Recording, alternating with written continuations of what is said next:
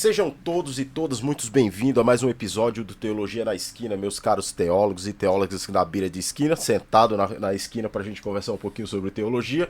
Eu sou Pedrinho Martinianos e... Eu sou o Kleber Sá. E hoje a gente vai conversar com... Hoje a gente vai conversar com o Dani Distler, que é cantor, compositor, instrumentista, certo? Falar instrumentista. Instrumentista, é jocomeiro, é teólogo, é meu amigo. Cara, é um monte de coisa legal aí, tá? Jocomeiro foi aquele que mais gostou, tenho certeza. E, pô, cara... Sei lá. Não sei. De qualquer forma, seja bem-vindo, Dani. Como é que você tá, velho? Valeu. Tudo bem com vocês? Que bom estar aqui nesse programa.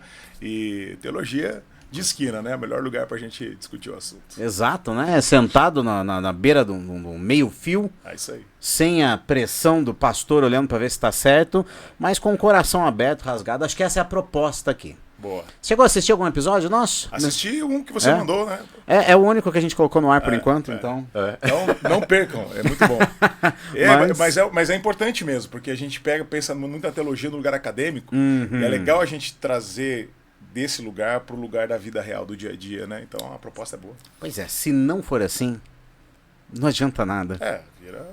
Cara, deixa eu te perguntar. Um tu tem alguma relação com a capital Augusta, que era lá de São Paulo? Tu tem alguma relação com os caras de lá ou não? Tem uma relação muito forte com o pessoal da capital. Você falou e eu não... Eu falei assim, não, acho que o Dani não, mas tem. Eu lembrava de alguma coisa. Mas tu é da época da Vinhas de Capital ou tu é... Então, quem fundou lá, o pastor que fundou lá é o Júnior, né? E o Júnior, além de ser um grande amigo, é padrinho do meu filho e foi nosso pastor por um tempo, numa época que a gente estava meio sem igreja e tudo. E quando eles fundaram a igreja lá, Capital Augusta, a gente ia direto lá. Eu fiz até uma música, e na época eles tinham um slogan que era o amor é importante, pô, que era um recorte de um negócio que eles tinham colocado lá na Rua Augusta, que era o palavrão, né? Amor é importante, pô. E aí eles fizeram uma brincadeira e a gente fez uma música e tal, então eu frequentava muito lá.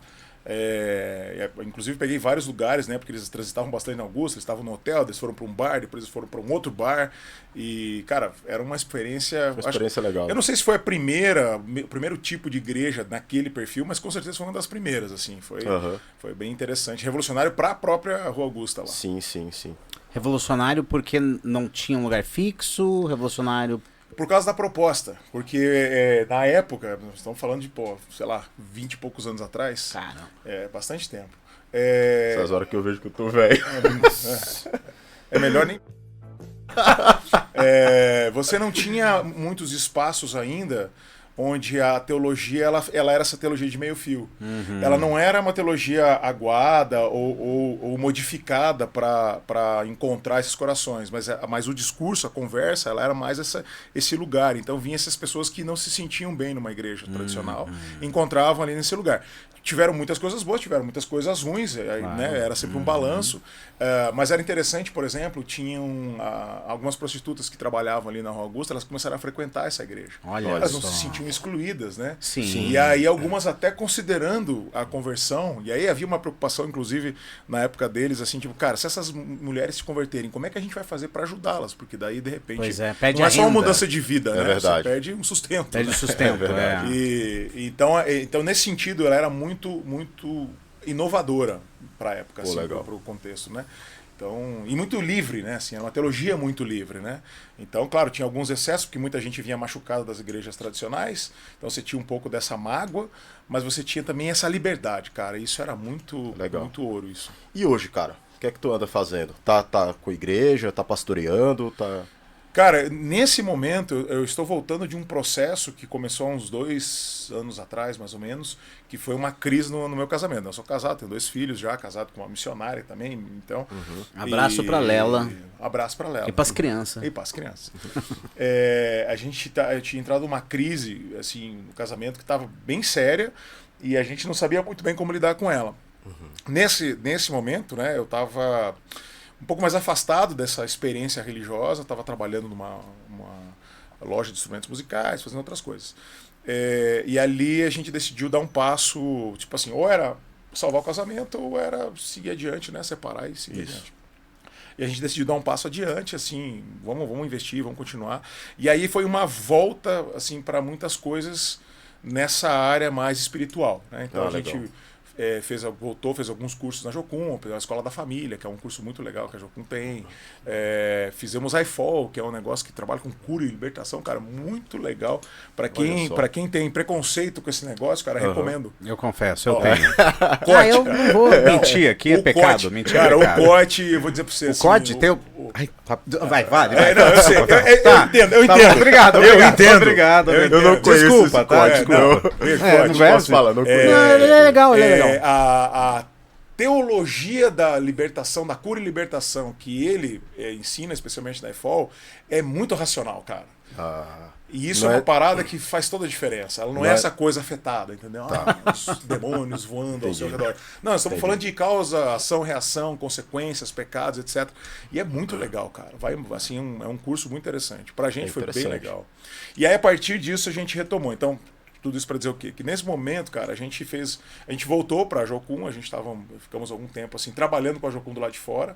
Então hoje a gente está juntos de novo com a Jocum, não dentro de uma base, mas associados a ela, né?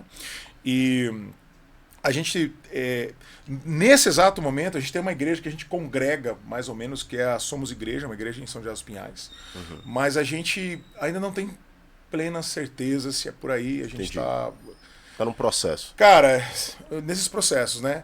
Pastoreando, cara, assim, eu acho que quem mexe com esse tipo de coisa nunca deixa de exercer o pastoreio. É verdade. Né? E eu acho até mais legal quando você não tem esse peso do cargo, né? Do emprego. Né? Você começa a andar com gente, você começa a caminhar com pessoas têm problemas, você também começa a compartilhar, mas essa coisa do chamado pastoreio, então assim, eu nunca deixei de pastorear pessoas. Claro. Né? Nunca deixei de andar com pessoas.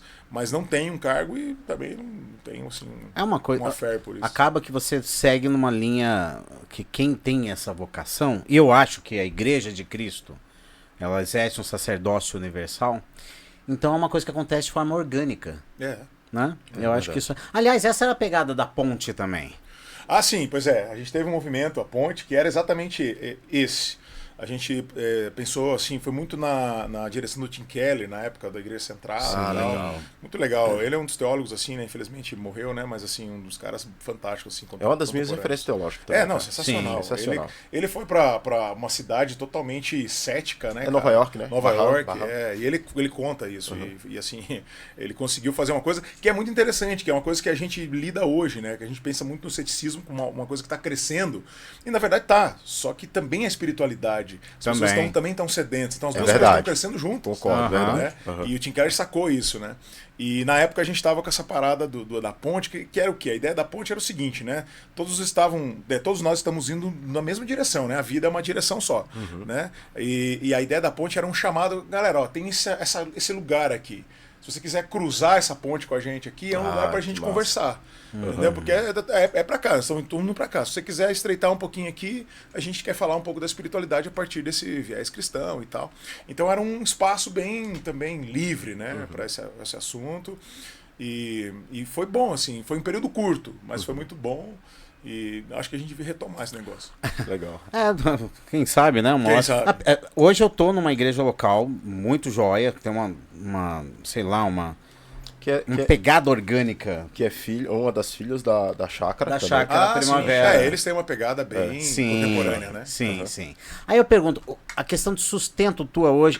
Peraí, só um pouquinho. Pra você que não sabe o que é Jocum, Jovens com uma Missão, dá um termo que de repente quem tá vendo aí não conheça, mas é uma agência missionária que treina missionários, obreiros para trabalhar em igrejas, em diversas outras tipos de situações, proclamando o reino, tá? Então é isso, pronto, explicamos aqui Jocum mais ou menos. E é mundial, né? Hoje é mundial. Eu não sei se é a maior, mas se não é a maior, é a segunda maior. Também não sei, mas sempre foi grandona, mundial, sempre teve um alcance muito grande. Até porque é muito orgânico também. Porque é muito orgânico também. Assim, tem as bases, tem bases espalhadas. Aqui em Curitiba é inclusive a cidade que mais tem base de Jocum no Brasil, se eu não me engano. Acho que tem 3. Tem. Almirante Tamandaré. Almirante Tamandaré.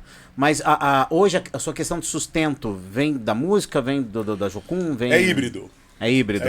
A gente, assim, desde que a gente voltou para missões, a questão do sustento, até é interessante falar nisso, não é só uma questão de tipo, o que a gente faz não dá dinheiro. Não, tem uma relação com as pessoas, especialmente a comunidade, a igreja, com as pessoas, de caminhar junto, né? Então tem uma coisa até meio que eu acho que faz parte dessa coisa de ser missionário, né? Então a gente tem pessoas que ajudam a gente e parte do meu sustento também ele se dá no trabalho que eu tenho como músico, né? E talvez hoje ainda é a maior parte, né? Mas eu tenho também buscado assim, e essa é uma coisa complicada, né? Porque eu poderia trabalhar mais como músico e ganhar mais, e aí eu trabalharia menos no ambiente de missões, fazendo outras coisas, porque isso aqui também é um ambiente missionário, Exatamente. né? Mas eu também tenho muitas coisas que eu preciso realizar, que eu estou caminhando, e aí então eu preciso ficar sempre aqui, né? Entendi. Então é uma relação interessante, cara, e acho muito saudável, inclusive. Eu também acho. Porque assim, eu confesso que eu tenho um problema sério com a dicotomia missionário, não missionário. Pra mim, não tem isso. Não existe. Eu sou batista. E você crê em Jesus? Não, eu creio em Jesus. Tá. Você é missionário. Sim, não, eu não sou. Meu querido. Sim. Você é missionário, você goste ou não goste. Tá implícito. Tá implícito. A sua função no reino é testemunhar, é servir o próximo, é proclamar. Esses dias estava o Bebeto aqui, né? O Bebeto foi a primeira entrevista que a gente teve aqui. Como um projeto, uma igreja também, né? Também. E aí o Bebeto fez uma fala que eu achei sensacional. Falou, eu não consigo entender alguém que, enquanto servo de Jesus, não milita. Não milita no reino, não milita por justiça, não milita em questões sociais. Porque ser reino é isso. Então, por que eu falei tudo isso mesmo? Você tá falando essa coisa do trabalho e da missão. Boa, do trabalho e da isso. missão. Porque quando você fala que o ambiente onde você toca também é espaço missionário, sim. É um espaço... Olha, eu trabalhei em vários ambientes, entre eles campanha política, por exemplo. Cara, eu tava ali, eu tentava ser o melhor servo de Jesus que eu podia para fazer diferença no meio daquele povo. Indiferente de se é campanha, se é um emprego convencional CLT... Agora, isso é interessante e, assim, você não tem uma estética cristã. Você não tem uma estética evangélica, irmão. Você não tem uma estética... Tá? Você também não, tá? Só eu tenho. Eu queria dizer aqui que o gospel aqui sou assim, eu. É verdade. Você toca na noite, né? Então, como que é essa relação, cara? Assim, porque se a gente parar pra pensar diante da sociedade evangelical que a gente vive, você tá num contexto muito errado. Perfeito. Né? Como é que a gente pode trazer isso e você se apresentar, as pessoas te reconhecem, como que é? Existe um respeito, como que é essa tua missão na prática? Então, acho que a primeira coisa que é legal a gente olhar é exatamente essa ideia da fé cristã como cultura, né? Eu acho que isso é um grande problema para nós, é um grande atraso para nós, porque nós criamos essa cultura, os arquétipos, as músicas, não sei o quê, e, cara, o cristianismo, especialmente o evangelho como algo, ele não é uma cultura, ele é algo que se conecta com a cultura e faz dessa cultura com a qual ela se conecta algo novo, né? Ela se transforma. Então, esse é uma coisa complicada que a gente lida, porque é exatamente isso, né? Então, você olha para um sujeito e diz assim, pô, mas você não tem cara de crente. Isso. Né? Porque existe uma cultura. Porque existe uma cara de crente. Existe uma cultura, existe uma música, existe um jeito de falar, existe, né, toda uma mentalidade. Estética, existe todo. E existe um mercado. Uma linguagem. Existe uma linguagem. Exatamente. E um mercado que alimenta isso. Então nós criamos essa cultura que eu acho que é um grande erro para nós, assim, né? É um problema para nós, né? Então, tendo dito isso, quando você vai para um ambiente daí secular, porque daí você tem essa separação. Que também me incomoda muito. Porque na verdade, assim, o sagrado e profano, né? Assim, eu diria que são as coisas que são diferentes, elas existem, mas assim, aquilo que é sagrado.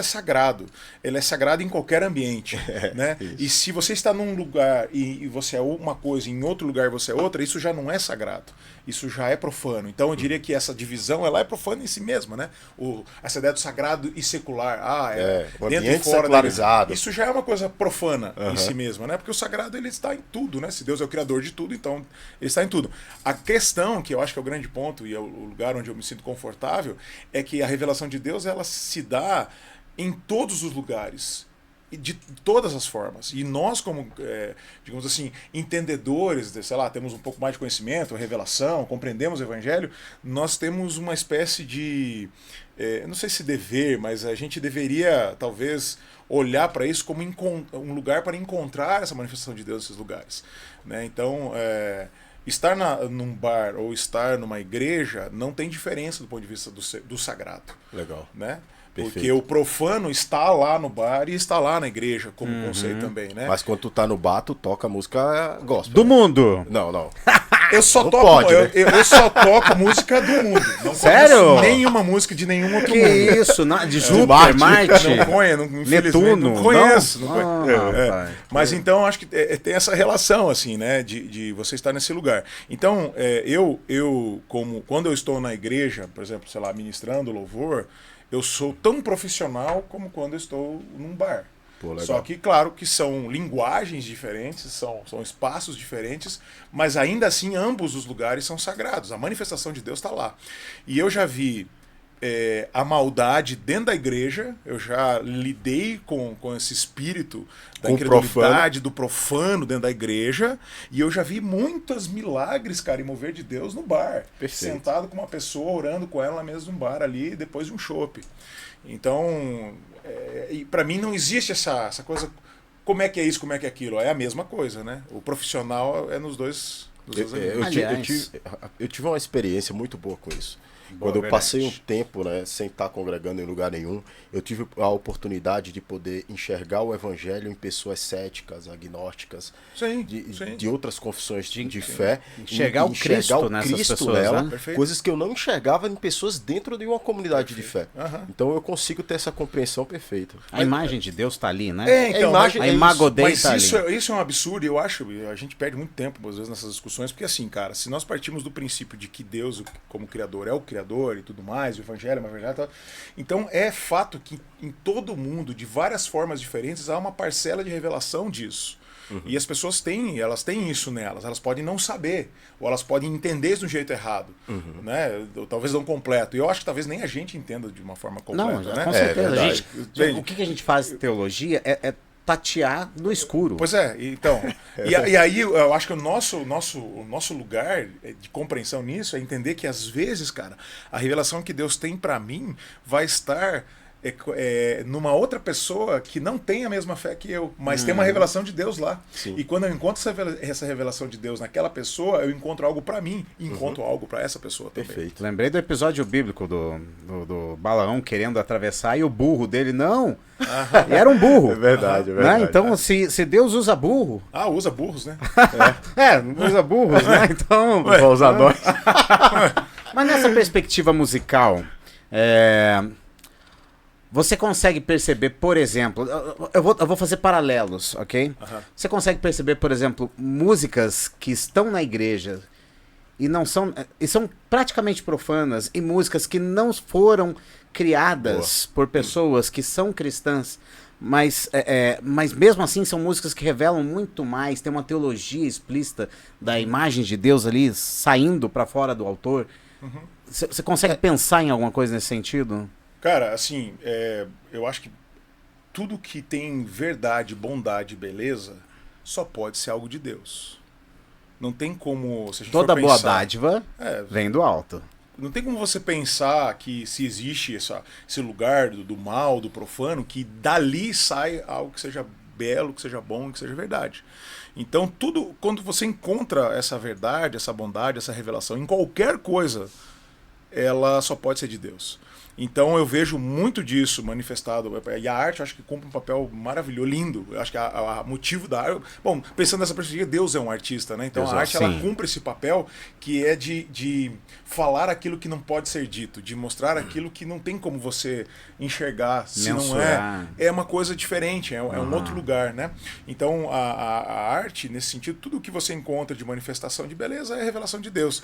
E você vai encontrar isso no outro lado, o extremo oposto, muitas vezes na igreja, pela questão da cultura. Porque quando você cria uma cultura, você cria arquétipos.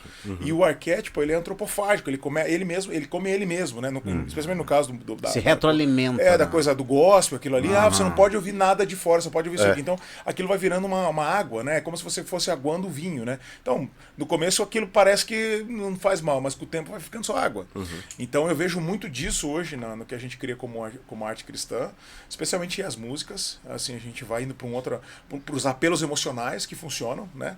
E é engraçado porque em algum momento, você vê que interessante, no passado, os Lutero, esses caras, o John Wesley, eles pegavam as músicas das tabernas e traziam, faziam uma releitura para dentro da igreja, né?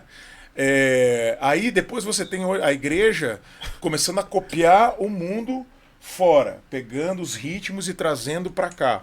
E hoje você tem o mundo fazendo esse movimento em direção à igreja, de volta, mas para pegar, por exemplo, essa questão do emocional, porque nós nos tornamos especialistas nisso. É verdade. Então você pega hoje, por exemplo, a música sertaneja, hoje tem muito parece worship.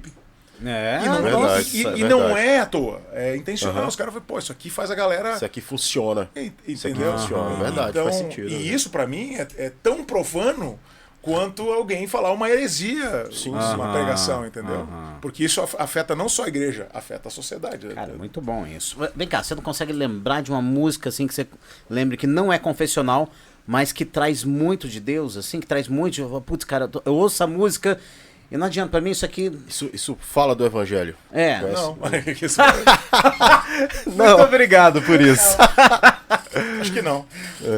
Cara, eu tava pensando aqui numa música. Ela, na verdade, ela é um mix disso aí que você tava pedindo e do que seria uma música cristã. Porque é uma música de um cara que canta... Ele não é uma música cristã, mas esse cara fez essa música pra Deus. É uma música do Cogumelo Plutão. Acho que você já deve ter ouvido. Essa música, ela é uma música que o cara fez pra Deus. Olha só. Ele teve uma experiência com Muito Deus, conhecido. ele fala isso e é sensacional, porque tocou na rádio e tal. Sim, cara. E ele toca até hoje? Clássico. Eu toco ela no bar hoje, e tal. Não dá pra... vou causar polêmica aqui. Mas dá pra cantar tranquilamente num culto. Um culto. Total. Completamente. Né? Eu não vou cantar essa, porque essa aqui realmente não vou, mas não vou saber cantar. Mas eu lembro uma vez que a gente fez na Jocum, num dos momentos que a gente fez lá, a gente cantou, na época a Sandy tinha acabado de voltar pra música, e ela tinha feito uma música para essa volta da música, que era Os Pés Cansados, né? Depois de tanto caminhar, depois de quase desistir, os mesmos pés cansados voltam pra você. Nossa. E a gente fez essa música num momento de entrega, né? Assim, olha, quem quiser ir pra cruz e tal, cara, foi um dos moveres mais fortes que a gente viu acontecer. Apelo emocional. Apelo emocional. As pessoas batiam no chão, cara. Porque a gente entendia, assim, eu ouvia aquela música e falava assim, cara, isso é coisa do filho pródigo, isso tem a ver com a minha fé, quando eu tenho eu tomo esse distanciamento, porque faz parte da nossa caminhada, às vezes a gente está mais longe, e eu retomo isso. Então são músicas poderosas em si mesmo. E ela não fez para Deus. Ela fez para música. Sim. Mas a música para ela, de certa forma, representa algum tipo de Deus. Isso tem muita ligação com a graça comum, né? Exato. Claro. Que tem na gente. Existe a beleza, existe o evangelho e a manifestação de Deus em todos nós, né? Intencionalmente ou não, né? A gente consegue passar a glória de Deus nesse sentido. Isso. Isso tanto dentro quanto fora. Isso quando você faz com amor. Eu acredito muito nisso. Quando você faz com amor. Porque quando você faz com amor, independente de você ter o evangelho ou não, você está fazendo para Deus. Claro. E assim, quando a gente fala sobre amor, por exemplo, tem um cara que eu gosto muito, que é o Paulinho Mosca. O Paulinho Mosca é ateu. Confesso. Ele fala isso abertamente. Mas ele fala sobre o amor. E aí você fica assim, mas do que ele está falando? Nem ele sabe do que ele está falando. É verdade. Porque ele nega Deus. Mas Deus é a fonte de todo amor. Mas Deus está ali. Deus está ali. A manifestação O que falta para esse cara, às vezes, é uma revelação. É um tijolinho, é a última peça que quebra-cabeça. Chegar ali e fazer pim. Cara, e às vezes isso vai se dar numa relação com uma pessoa, isso vai se dar no momento. Ou talvez, eu não sei, talvez nunca vai acontecer, não sei. Mas a questão é que se ele fala de amor. Aqui. É um assunto que é difícil não polemizar. Eu ia falar, ou ele é daqueles que vai chegar lá e vai dizer assim, né? mas eu nunca fiz nada para o Senhor. Cara, é um mistério. Mas, seja bem-vindo, Senhor Rei. Seja bem-vindo. Porque assim, se você pega na Bíblia, você vai ver, cara, a seguinte ideia. Polemizou forte, tá? Você vai ver a Bíblia dizendo o seguinte, olha, se você cumpre a lei no seu coração, você cumpre a lei no seu coração. Ninguém precisa te dizer o que você precisa fazer. E isso é um mistério, cara.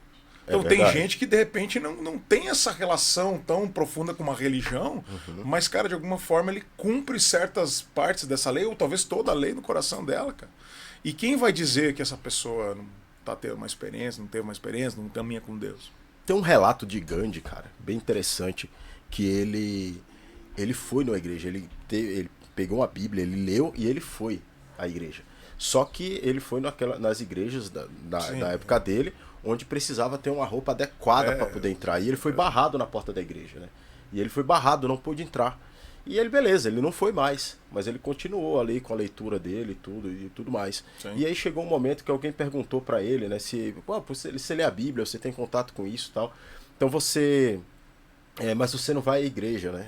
Como que é essa relação? Ele falou, cara, ele disse, eu aceito o Cristo da Bíblia, mas eu não aceito o Cristo da igreja. Sim, então muitas vezes tem essa relação, né? As pessoas não vão porque elas não se sentem bem-vindas. E não se sentem, elas não são bem-vindas em muitos templos religiosos. Infelizmente é uma verdade. Então... E acaba que assim, né? Por um lado você vê um cara como Gandhi, cara, ele fez o que ele fez, não foi por causa do hinduísmo. Sim. Não foi por causa da fé que ele tinha antes, mas foi pelos princípios bíblicos. Pois é. Ele entendeu a causa do amor, da não violência, a partir daquilo que ele refletiu na Bíblia. Então você veja, a verdade, ela não precisa necessariamente de alguém com estandarte, ela simplesmente é a verdade. Né? E às vezes o que faltou para ele, né, porque depois, apesar, né, de tudo que ele fez, ele cria esse lugar de, digamos, desamizade, né, com os cristãos. E eu acho que esse é o grande desafio para nós, cara. Sim. Porque você olha para essa igreja que te repudia, no meu caso, né, você está falando do arquétipo.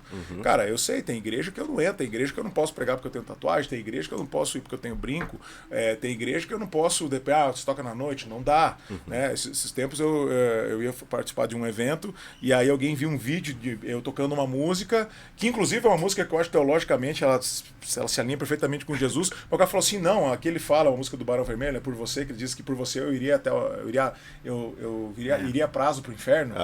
E aí ele falou, não, como é que você fala um negócio dele? Não tem como você vir, né? Caraca, mano. E eu pensando assim, gente, cara, eu faço uma analogia totalmente direta com Jesus, né?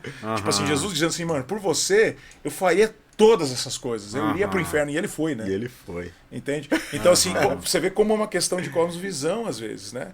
E aí que eu acho que entra o grande dilema nosso, que a gente pode dar as costas, ou simplesmente dizer que tá errado, ou a gente pode tentar ajudar as pessoas a perceber esse lugar, né? Do sagrado se manifestando e aí criando essa ponte, né? Que é esse lugar de conexão. Perfeito. Eu acho impressionante como a gente tem dentro da igreja uma dificuldade em olhar para a cultura e entender que Deus é aquele que quer redimir, que quer converger, que quer trazer para si.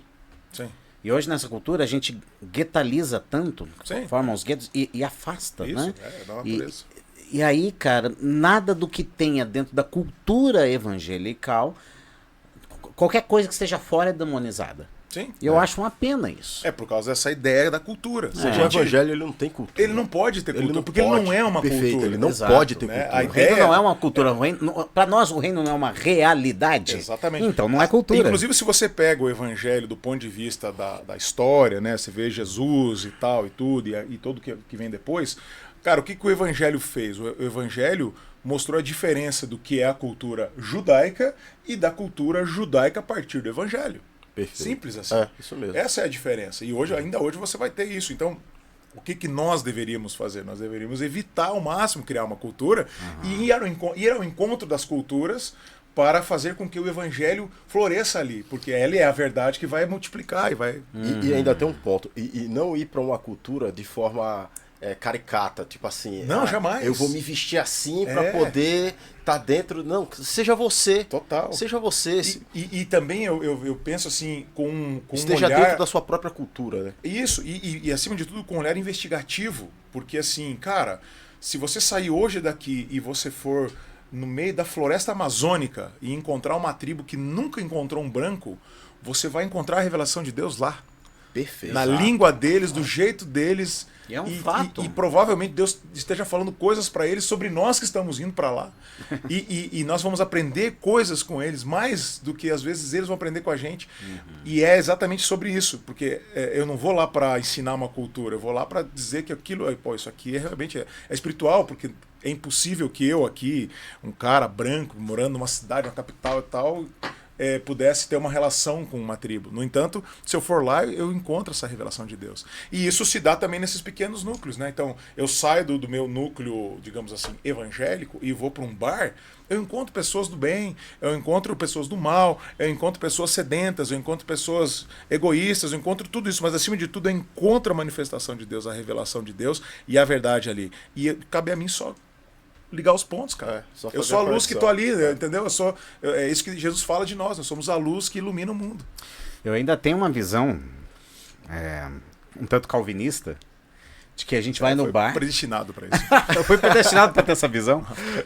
Que a gente vai no bar, vai encontrar pessoas más, na igreja, pessoas más. Eu sou uma pessoa má, eu preciso de Jesus. Mas mesmo eu sendo mal, você sendo mal, nós sendo mal, tem aqui a imagem de Deus. E essa imagem de Deus é o cordãozinho umbilical que... Enfim. Sim, né? sim. Agora, deixa eu aproveitar e perguntar aqui pra ti. Você consegue lembrar de músicas que talvez não dê tanta polêmica, mas que se cantam... Ou que dê... Tem que dar, pô. Não tô aqui pela polêmica, mas se der, né? O pessoal gosta. Mas se der, o pessoal gosta. Já deixa uma curtida, comenta aí, ó, polêmico. Valeu? Mas alguma música que você olha e fala assim, cara, isso aqui não é reino, não é evangelho. Boa, legal.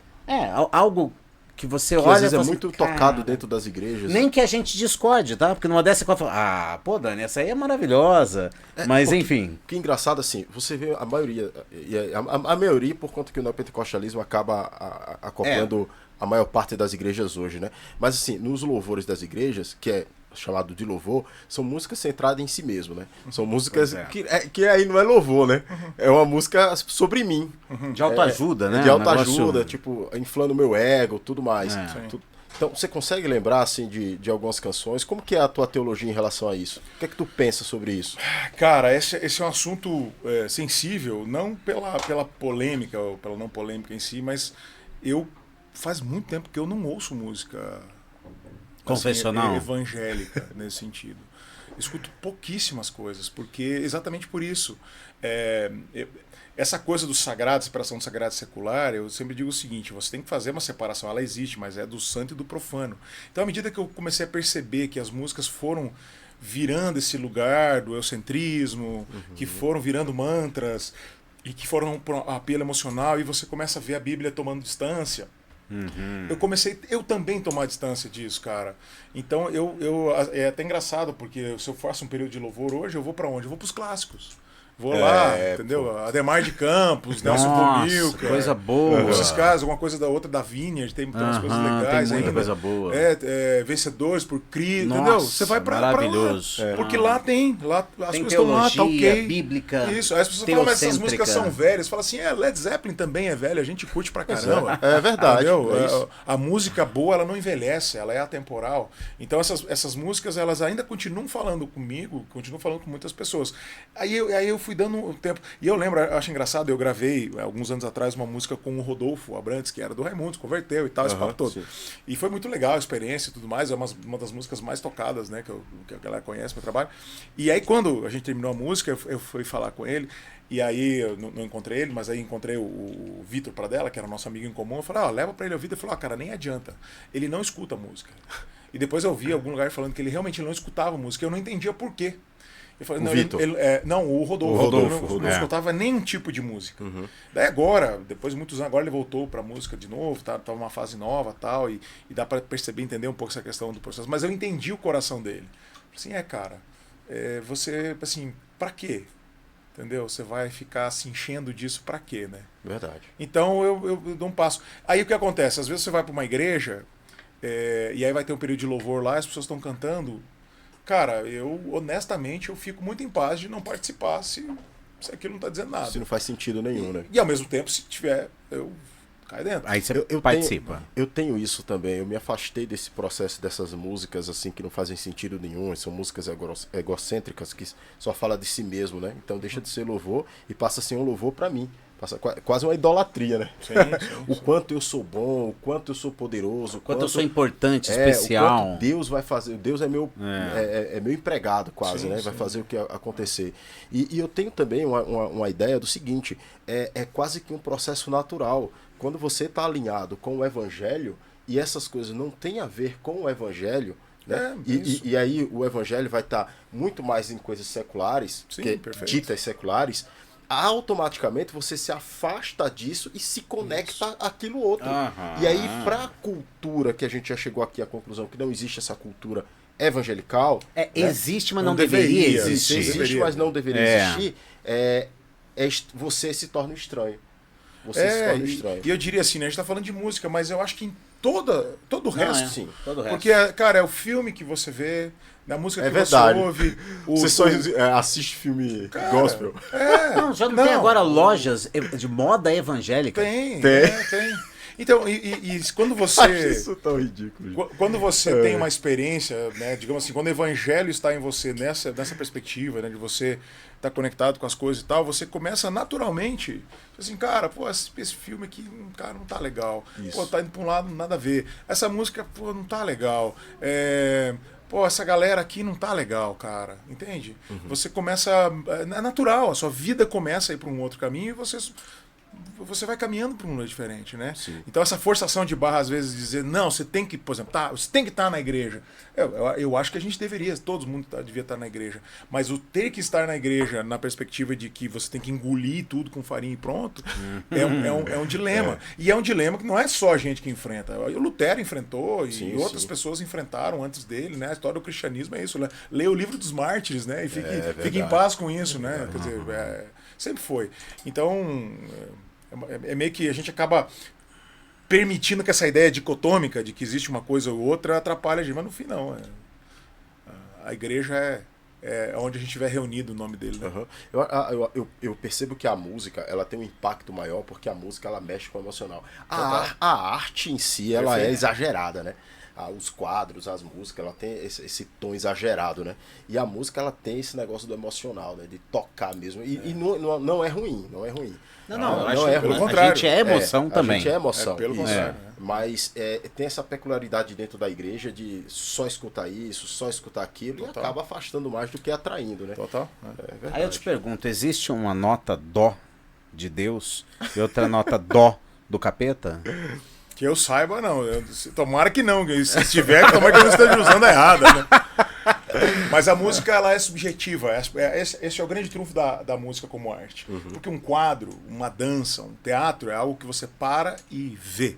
Você precisa ver. E os teus sentidos... A música não, cara. A música, você tá andando na rua, vem um refrão, tipo um Nós Vai Descer... E te impregna, querendo você ou não, entra, cara. É verdade, entra. Não adianta, não adianta, entra, viraliza nesse sentido, impregna você. Você fala, não quero. O negócio tá lá, né, mano? Entendeu? Ela tem esse poder, cara. O pessoal do Pacundê vai ficar com isso aqui, ó, por 5 horas na cabeça, depois terminar aqui, ó. Consumo culposo. E vão descer, parar de descer. E aí, cara, você percebe o poder da música nisso, e aí que eu acho que é um grande problema pra nós, é uma pena pra nós, porque a cultura, digamos, secular, pensando, né, nesses dois lugares, eles deitam e rolam nisso aí, irmão. Todos os conceitos da cultura, daquilo que está sendo ensinado para nós, para os nossos filhos, para as gerações, eles usam a música, cara. A música é o carro-chefe, sempre.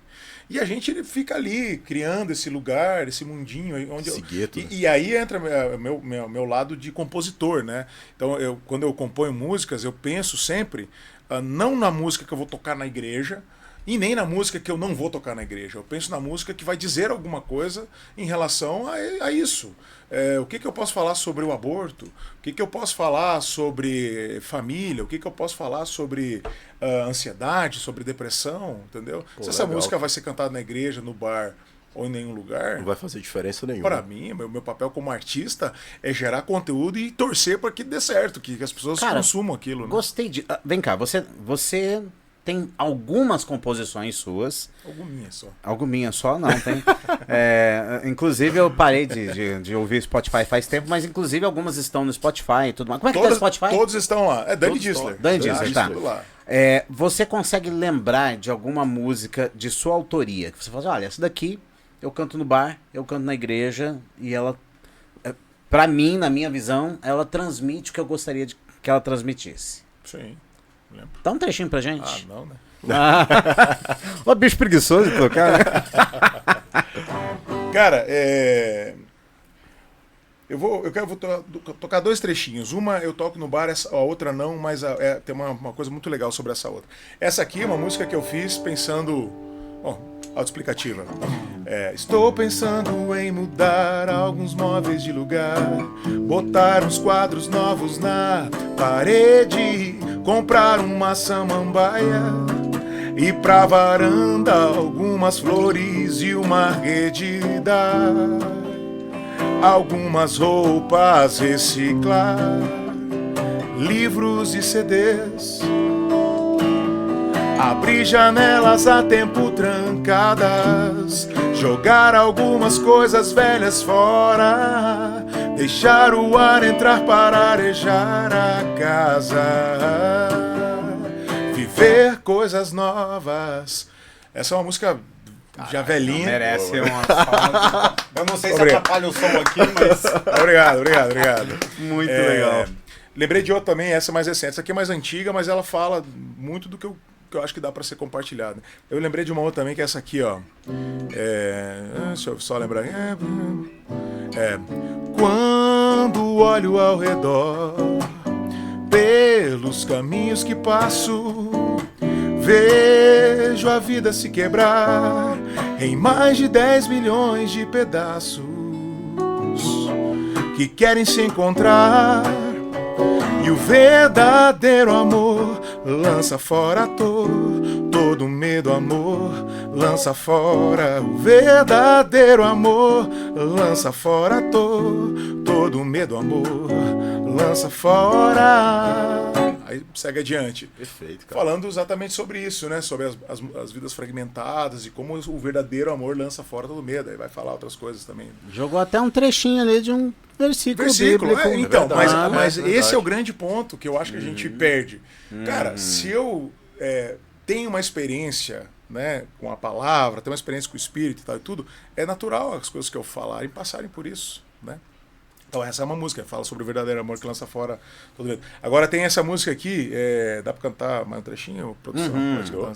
Eu tô contando o horário aqui. Essa aqui é o seguinte, ó. Queria assumir às vezes, pra não assumir meus erros.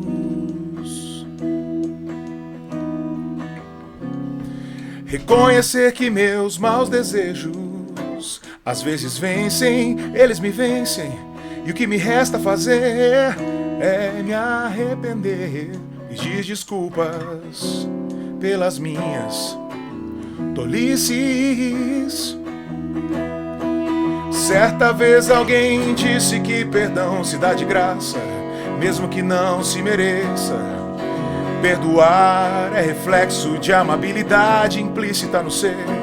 Quem quer paz precisa dar, quem quer amor precisa ter perdão pra perdoar. E eu vou cantar a canção do perdão, do arrepender e do amor. Eu vou expor as feridas, abrir pra nunca mais me ferir essa dor. E vou me levantar sem orgulho ou razão, pra perdoar quem já me machucou. É preciso passar pelo vale das lágrimas pra aprender a pedir e dar perdão. A gente tem que mostrar isso pro Rubem, né? Nossa! Rubem, você conhece o Rubem, né? Rubentim? Rubentim? Não sei. Ah, talvez. É que é luterano e tal. É verdade, né? Mas talvez você não sei. Ele tava mais em Mafra, agora que ele tá aqui em Curitiba. O Rubentim, conheço. Conhece? Aí, ó. A gente já quase trabalhou junto. Inclusive, quando eu trabalhei na Redentor, ele Aí, ó. Eu ia trabalhar lá no meu lugar. Isso. Essa música Canção do Perdão, cara, eu já recebi... Viver Coisas Novas também, primeira música. Cara, relatos, assim, de vários lugares do mundo, porque você tem... Spotify... É ótimo, né? Não, do mundo, cara. Olha, internacional. Do mundo. É verdade. Cara, teve um cara foi de Júpiter, não foi de Vênus. O cara mandou uma vez uma mensagem pra mim, cara, ele tava lá na Índia. Caraca. Não, tava em algum lugar do Oriente Médio. Tinha um na Índia também, mas essa é outra história. No Oriente Médio, em algum lugar, os caras fazendo uma célula num lugar onde o evangelho era proibido. E o cara me mandou essa mensagem e falou assim, cara, a gente cantou a tua música aqui, cara, e foi mover. Nossa, Caraca, que legal. Que legal. Cara, vale ou não vale o prêmio gospel? Com certeza. E Canção do Perdão, cara, eu recebi vários. Não vou estar exagerando, tá? Umas 4 ou 5 pessoas, cara, que me mandaram mensagem me agradecendo por essa música, porque eram pessoas que estavam prestes a cometer suicídio. Caramba. Olha só. E ouviram essa música no coração, e, cara, e deram um passo pra trás. Então, assim, mano, sou um cara de sucesso? Eu acho que eu sou. Exato. Porque a arte, ela é... Cara, isso é fazer para a glória de Deus. Isso é fazer para a glória de Deus. Isso é adoração. Isso é louvor. Isso é adoração. Entendeu? Perfeito, cara. Cara, Deus é exaltado com vidas salvas, literalmente. Sim. Eu não tô falando na linguagem, foi salvo, foi pro céu e não foi pro inferno, que é a coisa do evangélico. Salvo no sentido literal disso. E eu ia perguntar isso e ele respondeu antes de eu perguntar. Que eu já tava aqui. Nossa, transmimento de pensadura aqui. Olha, eu não sei quanto tempo a gente tem. Pacundê, a gente tem mais uns 10 minutinhos aí? 10 é duro, 5 minutos. Ok, vamos lá. Eu tô marcando aqui o tempo, mas pra gente encerrar aqui. Primeiro, eu queria que você desse aqui. Todas as suas redes sociais são Dani Distler. Dani Distler. Instagram, Dani Distler. Spotify, Dani Distler. YouTube, você vai encontrar Dani Distler. Facebook, tudo Dani Distler. Tá, beleza. Primeira coisa. Tá tudo aqui, pessoal. Verdade. Em algum lugar. Em algum lugar aqui vai estar. Inclusive na descrição do vídeo. Segunda coisa. Eu queria dizer que, infelizmente, a gente tem que encerrar, mas, cara, até agora não teve uma entrevista que eu não falasse pro convidado. Cara, você topa voltar aqui? Vou passar pra você a mesma. Você topa voltar aqui? Ele tá hoje. Será? Deixe nos comentários. Você gostaria de ter uma parte 2? Quer ter uma parte 2? Deixa nos comentários. Boa. Sabe que o artista ele precisa, né, gente? Que você fale que você quer. Algoritmo aí, algoritmo. Cara, muito obrigado. Legal, de verdade. Prazer demais estar O aqui. que você achou de participar? Muito legal, cara. Acho que são assuntos importantes, relevantes. A gente precisa ter mais espaço para falar sobre essas coisas, assim, mais desprendido, né? Assim, mais livre, porque a gente tem muita fala que às vezes não é necessariamente uma verdade, mas ela está caminhando para ela precisa, né, florescer, e essas discussões são saudáveis para isso. Então, obrigado pelo convite. Legal. Um prazerzão mesmo. E, gente, olha só, se você tá gostando de tudo que você tá vendo, ouvindo, cara, deixa aqui nos comentários, se inscreve no canal, deixa a sua curtida aí, comenta, ajuda a gente, manda no grupo da família, aquela lá que tá cheia de pastor e tal, que vai dar polêmica, não faz mal, manda lá, que a gente quer mesmo uma polêmica. Brincadeira. Manda junto com o bom dia. Manda junto com o bom dia. É verdade. Exato. É isso? Verdade. É isso aí. Fechamos? Fechamos. Valeu, gente. Obrigadão, até a próxima. Valeu. Fui.